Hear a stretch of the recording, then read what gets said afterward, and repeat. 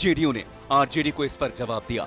नीतीश जी इस गठबंधन के सूत्रधार भी थे, हालांकि बाद में उन्होंने निर्णय लिया, लेकिन मुझे जहां तक उनकी राजनीति को मैं समझता हूं, और जो तेजस्वी जी बार बार कह रहे थे कि 4 जून के बाद कुछ बड़ा हो सकता है, तो संभवतः नीतीश जी या फॉर दैट मैटर चंद्रा बाबू, वो दोनों चाहेंगे कि देश को इस आत्म केंद्रित, आत्ममुग्ध, एक वेंडेटा वाली पॉलिटिक्स से दूर ले जाया जाए। नहीं, ये सब वाहियात है।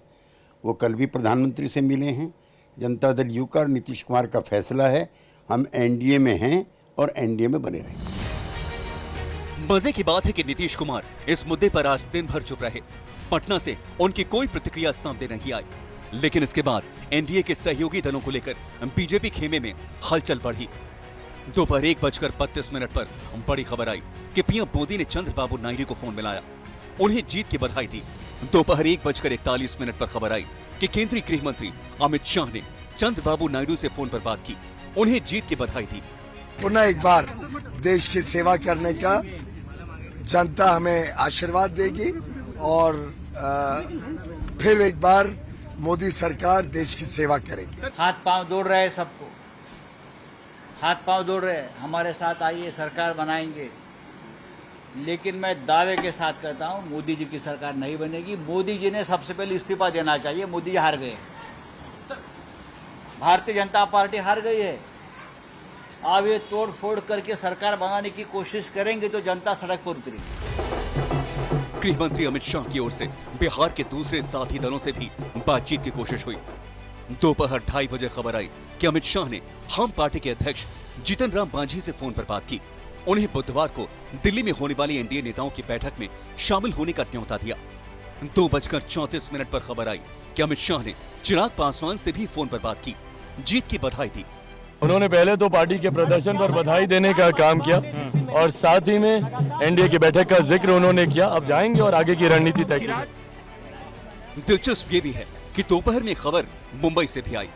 दावा किया गया कि शरद पवार ने नीतीश कुमार और चंद्रबाबू नायडू से फोन पर बात की। हालांकि शरद पवार जब प्रेस कॉन्फ्रेंस करने आए तो उन्होंने इससे इनकार किया, लेकिन भविष्य में बात नहीं होगी इस संभावना को भी नहीं नकारा।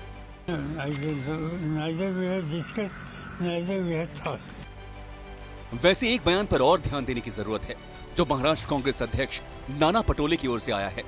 उन्होंने कहा कि नीतीश कुमार से बात करने का काम शीर्ष नेता करेंगे, लेकिन आज रात में बहुत बड़ा खेला हो सकता है।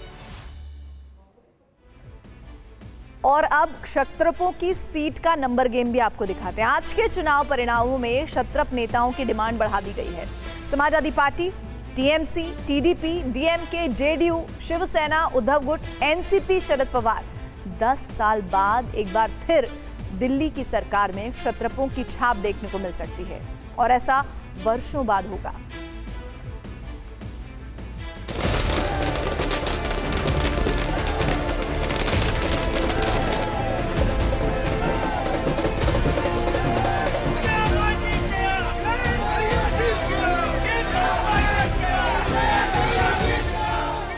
समाजवादी पार्टी अध्यक्ष अखिलेश यादव, पश्चिम बंगाल की मुख्यमंत्री ममता बनर्जी, टीडीपी अध्यक्ष चंद्रबाबू नायडू, डीएमके अध्यक्ष एमके स्टालिन, बिहार के सीएम नीतीश कुमार, शिवसेना उद्धव गुट के सुप्रीमो उद्धव ठाकरे और एनसीपी शरद चंद्र पवार के प्रमुख शरद पवार।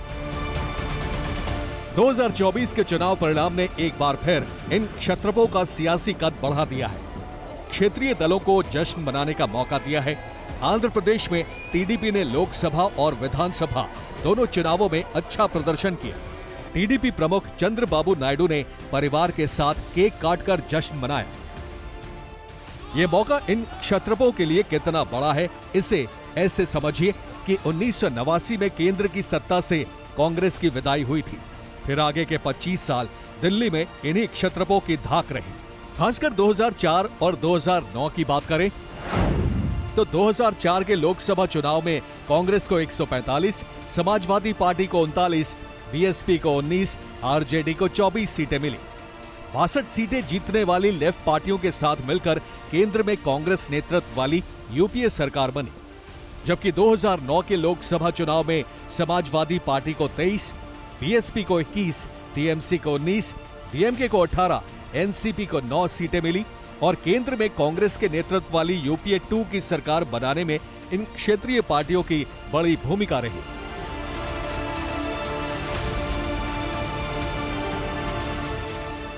लेकिन क्षत्रपों के दबदबे का ये सिलसिला 2014 में आकर टूट गया, जब केंद्र में 30 साल बाद फिर से एक पार्टी अकेले अपने दम पर 272 का जादुई आंकड़ा छूने में कामयाब रही और बीजेपी का यह रिकॉर्ड 2019 में भी कायम रहा।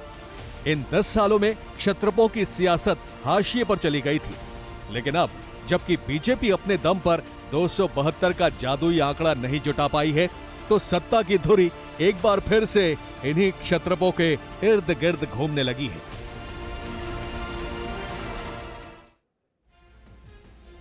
और सत्ता की चाबी भले ही क्षत्रपों के पास है, लेकिन आज के नतीजे से कांग्रेस बहुत खुश है। शाम को कांग्रेस ने एक प्रेस कॉन्फ्रेंस की जिसमें राहुल गांधी काफी कॉन्फिडेंट दिखे। बड़ी बात यह है कि राहुल गांधी प्रेस कॉन्फ्रेंस में एक बार फिर से संविधान की किताब लेकर पहुंचे थे। उन्होंने फिर साफ किया कि लड़ाई बीजेपी से नहीं थी, बल्कि संविधान बचाने की लड़ाई थी। असल में राहुल गांधी इस चुनाव के सबसे बड़े खिलाड़ी बनकर उभरे हैं। 2019 से अगर तुलना की जाए तो 2024 के ये आंकड़े इस बात की गवाही भी दे रहे हैं। राहुल गांधी, राहुल गांधी। देश ने नरेंद्र मोदी जी को साफ कह दिया है कि हम आपको नहीं चाहते हैं, and this is the main thing that this election has said. ये नतीजों के बाद कांग्रेस सांसद राहुल गांधी का नया जोश है। कांग्रेस पार्टी इन नतीजों को अपनी जीत और पीएम मोदी की नैतिक हार के तौर पर देख रही है। यकीनन कांग्रेस के इन दावों में राहुल गांधी का खुद का बहुत बड़ा रोल है, क्योंकि इस चुनाव में राहुल गांधी ने अपनी मेहनत से रसातल में जा रही कांग्रेस में नई जान फूंकने की कोशिश की और 2019 के मुकाबले कांग्रेस की सीट करीब करीब डबल कर दी।